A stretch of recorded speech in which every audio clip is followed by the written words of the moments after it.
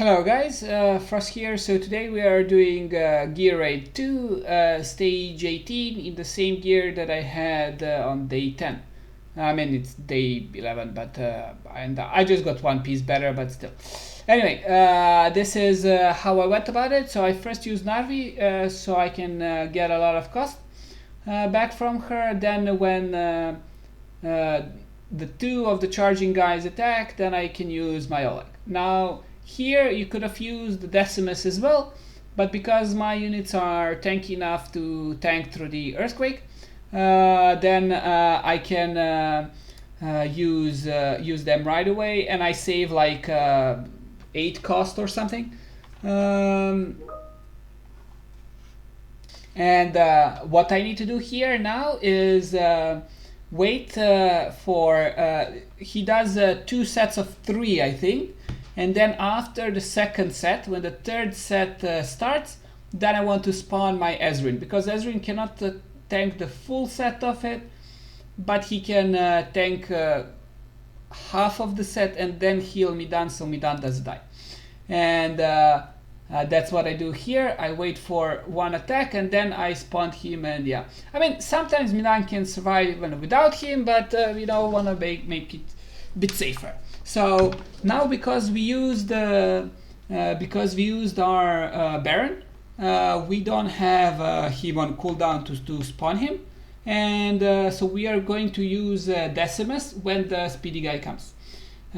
So here it goes. We're waiting for him just when he comes, and then we used our Decimus. Okay, so we despawn him, use our Baron. We want for them to be killed, so Ajax doesn't waste his attacks. And as you can see, he was just able to kill them, and the earthquake started. So what you want to do at this point, if your units are not tanky enough, you want to despawn your DPS or the heroes that you're sure won't be able to survive, because if healers will focus to heal on them, and then they won't be healing themselves, and they will die. And you want them to survive. I mean, you want to, as much as possible, to survive the earthquakes. So as you can see here, Ezrin dies, but Midan survives with Baron. And now we have another healer, and then we want to use Zealous now. I was a bit slow here. So this is a difficult part. So your DPS have to be tanky enough to tank the boulders from these guys. I mean, when they slingshot them. And yeah, so at this point, you're just waiting for the ultimates and using the ultimate. So Zealous died there, but Lily made him not die with her passive. And then we use Decimus there to tank the final waves of the boss. And then everything can die here. We don't care. We killed everything. So now the important thing with the boss is that he's going to enrage. So we want him to enrage on Decimus preferably, or to enrage on Arvi. So we use Decimus here. So he doesn't enrage right away, so we spawn Arvi, and then he enrages, and enrage stops, and then we got just in time to spawn Oleg and use our DPS, and that's basically that. The end of the run. Afterwards, he does a lot of damage, so your tank needs to be unfortunately tanky, so you can survive that one. Yeah, that's pretty much it. So if your tank doesn't die like mine at the right time, here you can despawn them on your own, just so you have them on time. If your Oleg is tanky enough to survive that, you then even don't need to bother with this last phase, because Oleg can easily tank the AoE enrage phase. And but since he does die, you should have all agates at this point. So if he does die, then look for him to die possibly faster if he doesn't respawn in time. And as you can see here, the damage, they are both Zealous and Ajax roughly at the same ballpark, doing the same amount of damage.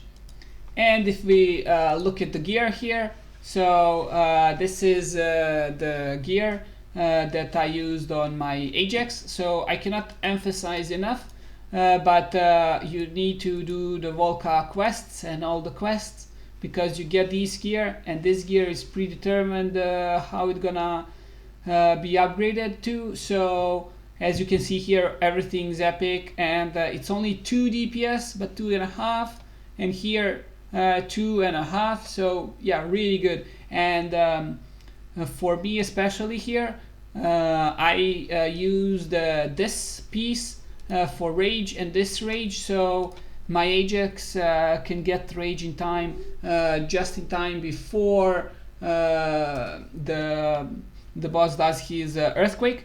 And then I could have skipped using Laurel, and then I used the curse guy, so I can buff my Zealous a bit more, because Zealous really lacks the damage. And this piece that I had on Zealous, I swapped to here, because he does enough damage, but Zealous doesn't, so I swapped them a bit. And for the artifact, it's Key in Wisdom for, of course, the attack. I have one better, but that one is on Zealous, because, as I mentioned again, Zealous is struggling with the damage. And here is the Zealous gear. So nothing special. I mean, some pieces are okay, but nothing substantial. And then this is the skills that we have on him. So he has this one. Possibly ultimate is the best, I think. I had it on my main, the ultimate, but here I have this. But skill ups I used for Ajax, and unfortunately this one didn't go to higher, because I think this is like the best. These two and this, but yeah, you win some, lose some, so I can't complain much. Okay, so that's them. This is Medan. Here I use attack speed and not HP. With HP she would be more tanky and doing more heals per each heal, but healing over time would be much less.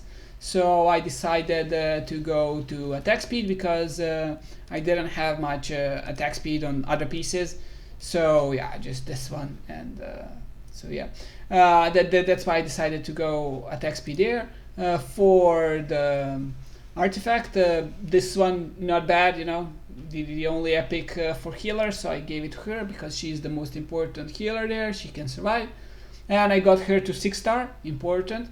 She couldn't survive as 5-star, even though it's not that much of a difference in her HP, but yeah, just enough.